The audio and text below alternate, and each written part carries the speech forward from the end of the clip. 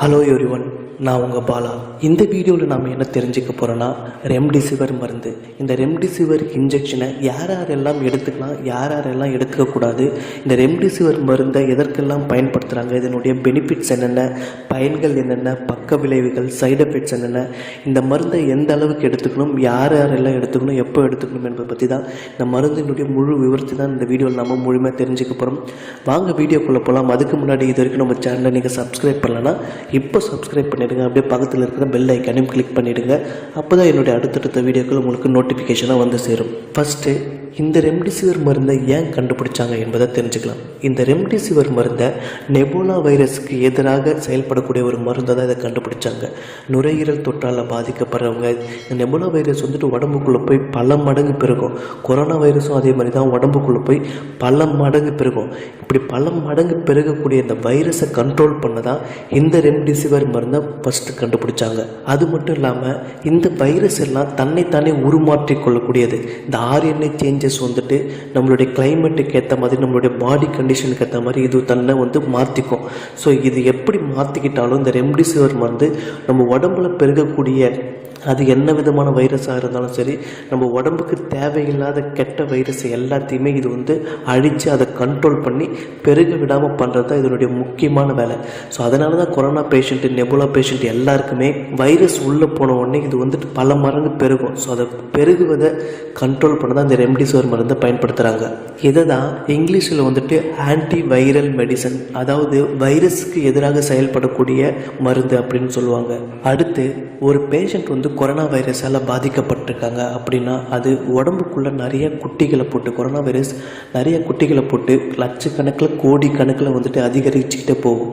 இப்படி அதிகரிக்கிறதுனால என்ன ஆகும்னா, ஒரு கொரோனா பேஷண்ட் ட்ரீட்மெண்ட் எடுக்கும்போது 14 நாள் 15 நாள், சில பேஷண்ட் 20 நாள் கூட ட்ரீட்மெண்ட் எடுக்கிறாங்க. ஸோ அந்த நேரத்தில் இந்த ரெம்டெசிவிர் மருந்தை கொடுக்கும்போது கொரோனா வைரஸ் அதிகரிக்கிறத கண்ட்ரோல் பண்ணுறது மட்டும் இல்லாமல் அதையும் அழிக்கிறதுனால சீக்கிரமாகவே அந்த கொரோனா பேஷண்ட் கொரோனாவிலிருந்து விடுபடுறதுக்கு வாய்ப்புகள் நிறையா இருக்குது. இதை தான் அமெரிக்காவிலையும் லண்டன்லேயும் ப்ரூவ் பண்ணியிருக்காங்க. 15 நாள் கொரோனா பேஷண்ட் ட்ரீட்மெண்ட் எடுக்கிறாங்கன்னா, இந்த ரெம்டெசிவிர் மருந்து போட்டாங்கன்னா அவங்க 10 நாளில் சரியாயிறாங்க, குணமாயிறாங்க என்பதை அமெரிக்காவில் ப்ரூவ் பண்ணியிருக்காங்க.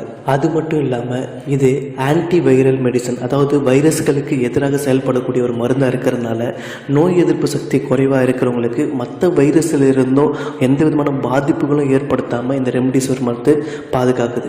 அடுத்து இந்த கொரோனா வைரஸ் உருமாறிட்டு வருது, புதுசாக உருமாறி வருது அப்படின்னு சொல்கிறாங்கல்ல, அதையும் இந்த ரெம்டெசிவிர் மருந்து கண்ட்ரோல் பண்ணுது. அதனுடைய ஆர்என்ஏ சேஞ்சஸை சேஞ்ச் ஆக விடாமல் தடுக்கிறதுனால அது பரவக்கூடியது, மற்றவங்களுக்கு பரவக்கூடிய வாய்ப்பு ரொம்ப கண்ட்ரோல் ஆகுது. நம்மளுடைய சூழ்நிலைக்கு ஏற்ற மாதிரி, நம்மளுடைய பாடி கண்டிஷனுக்கு ஏற்ற மாதிரி அந்த கொரோனா வைரஸ் சேஞ்ச் ஆகிறது தடுக்கிறதுனால அந்த கொரோனா வைரஸ் சீக்கிரமாக அழிஞ்சு போகுது. ஸோ இது எல்லாத்துக்கும் தான் இந்த ரெம்டெசிவிர் மருந்து பயன்படுது. ஸோ இந்த ரெம்டெசிவிர் மருந்தை யாரெல்லாம் பயன்படுத்தலாம் அப்படின்னு பார்த்தீங்கன்னா, வைரஸால் பாதிக்கப்பட்டிருக்கவங்களுக்கு, கொரோனா வைரஸாக இருந்தாலும் சரி, நெபோலா வைரஸாக இருந்தாலும், மற்ற வைரஸாக இருந்தாலும் பாதிக்கப்பட்டிருக்கவங்களுக்கு, தொற்று நோய் மாதிரி பல மடங்கு பெருகக்கூடிய வைரஸால் பாதிக்கப்பட்டிருக்கவங்களுக்கு இந்த ரெம்டெசிவிர் மருந்து கண்டிப்பாக பயனுள்ளதாக இருக்கும். ஸோ இவங்கெல்லாம் இந்த மருந்தை எடுத்துக்கலாம். அடுத்து இந்த மருந்தினுடைய பக்க விளைவுகள், சைடு எஃபெக்ட்ஸ் என்னென்ன என்பதை தெரிஞ்சுக்கலாம். இந்த மருந்தில் பெரிய அளவில் பக்க விளைவுகள் இருக்குது. ஸோ அதனால் இந்த மருந்தை எல்லாருமே எடுத்துக்க முடியாது, எடுத்துக்கவும் கூடாது. ஏன்னா இந்த மருந்தை நீங்கள் எடுத்திங்கன்னா உங்கள் உடம்புல ரத்த சிவப்பணுக்கள், ஆர்பிசின்னு சொல்லக்கூடிய ரத்த சிவப்பணுக்கள் குறைஞ்சி போகும். இதனால் உங்களுக்கு அனிமியா, உடம்புல ரத்தம் இல்லாமல் போக வாய்ப்பு நிறையா இருக்குது. ரத்த சோகை ஏற்படுறதுக்கு நிறைய வாய்ப்பு இருக்குது. ஃபீவர் வரும், கிட்னி ப்ராப்ளம் ஏற்படும், கிட்னியில் டேமேஜ் ஏற்படும். அடுத்து ஹைப்போடென்ஷன்னா லோ பிளட் ப்ரெஷர், உங்களுடைய பிளட் ப்ரெஷர் நார்மல்லேருந்து குறைஞ்சி டவுனாக போயிடும். ஸோ இதனால் உங்களுக்கு மயக்கம் வரும், கோமா போகிறதுக்கான வாய்ப்புகளும் நிறையா இருக்குது.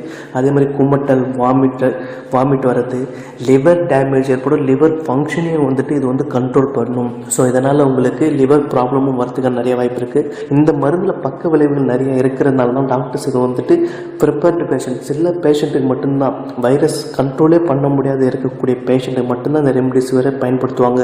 ஸோ அதனால் நீங்கள் இந்த ரெம்டெசிவிர் மருந்தை டாக்டர் போட்டாலும் சரி, டாக்டர்கிட்ட ஒரு தடவைக்கு 4 தடவை கன்சல்ட் பண்ணிட்டு எடுங்க. உங்களுக்கு ஏதாவது ப்ராப்ளம் இருந்தால், லிவர் ப்ராப்ளம், கிட்னி ப்ராப்ளம், இல்லை அனிமியாவில் ரத்த சோகையால் பாதிக்க பாதிக்கப்பட்டிருக்கீங்க, உங்கள் உடம்புல ரத்தம் இல்லை, உங்களுக்கு பிபி இருக்குது, நீங்கள் இதய நோயால் பாதிக்கப்பட்டிருக்கீங்கன்னா கம்பல்சரியாக உங்கள் டாக்டர்கிட்ட இன்ஃபார்ம் பண்ணுங்கள்.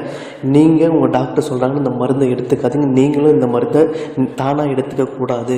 அடுத்து ப்ரெக்னெண்ட்டாக இருக்கிறவங்க, குழந்தைக்கு தாய்ப்பால் கொடுக்குறவங்க இந்த மருந்தை எடுக்கிறதுக்கு முன்னாடி உங்கள் டாக்டர்கிட்ட கம்பல்சரியாக இன்ஃபார்ம் பண்ணுங்கள். இந்த மருந்தை எடுத்ததுக்கப்புறம் நீங்கள் ஹாஸ்பிட்டலில் தான் இருக்கணும், உடனே டிஸ்சார்ஜ் ஆகக்கூடாது. நீங்கள் இந்த மருந்தை வீட்டிலலாம் போடக்கூடாது.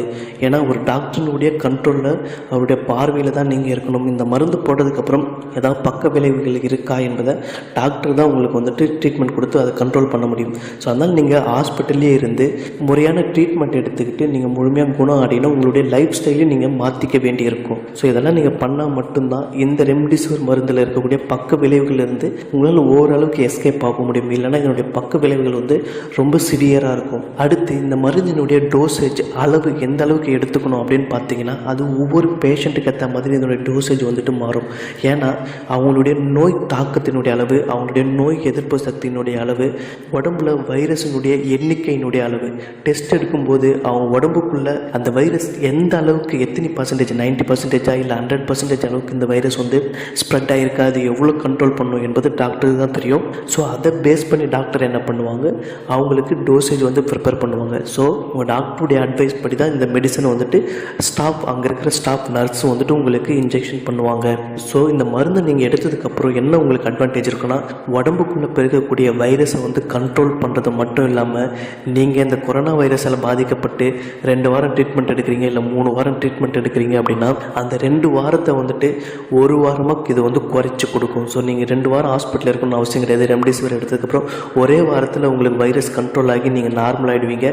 அந்த அளவுக்கு ஒரு பவரான மெடிசன் இந்த ரெம்டெசிவிர். எல்லா வைரஸுமே கண்ட்ரோல் பண்ணி கட்டுப்பாட்டுக்குள்ளே கொண்டு வந்து நம்மளும் வந்து நல்லா ஹெல்த்தியாக ஆரோக்கியமாக வச்சுக்கும். ஸோ இந்த ரெம்டெசிவிர் மருந்து நம்ம கரெக்டாக யூஸ் பண்ணோம்னா நல்ல ஆரோக்கியத்தை கொடுக்கும். தப்பான யூஸ் பண்ணோம்னா இது நமக்கு வந்துட்டு நம்ம உயிரியே எடுக்கக்கூடிய அளவுக்கு ஃப்யூச்சரில் பாதிப்புகள் நிறையா இருக்குது. இதுக்கப்புறம் உங்களுக்கு வேறு ஏதாவது டவுட் இருக்குது அப்படின்னா கீழே வந்து கமெண்டில் டைப் பண்ணுங்கள், நான் ரிப்ளை பண்ணுறேன். ரெம்டெசிவிர் மருந்தோ இல்லை வேறு ஏதாவது மருந்தினுடைய டவுட் உங்களுக்கு கேள்வி ஏதாவது இருந்துச்சுன்னா எனக்கு கீழே கமெண்டில் டைப் பண்ணுங்கள், நான் உங்களுக்கு ரிப்ளை பண்ணுறேன். இந்த வீடியோவை எல்லாருக்குமே ஷேர் பண்ணுங்கள். ஸோ கொரோனா பேஷண்ட்டுக்கு யார் யார் இருக்காங்களோ எல்லாருக்குமே ஷேர் பண்ணுங்கள். ஏன்னா எல்லாருமே ரெம்டெசிவிர் மருந்து தான் எதிர்பார்த்துட்ருக்காங்க.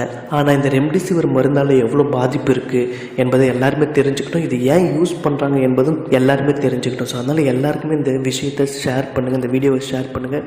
நம்ம வேறு ஒரு வீடியோவில் சந்திப்போம். நன்றி, வணக்கம்.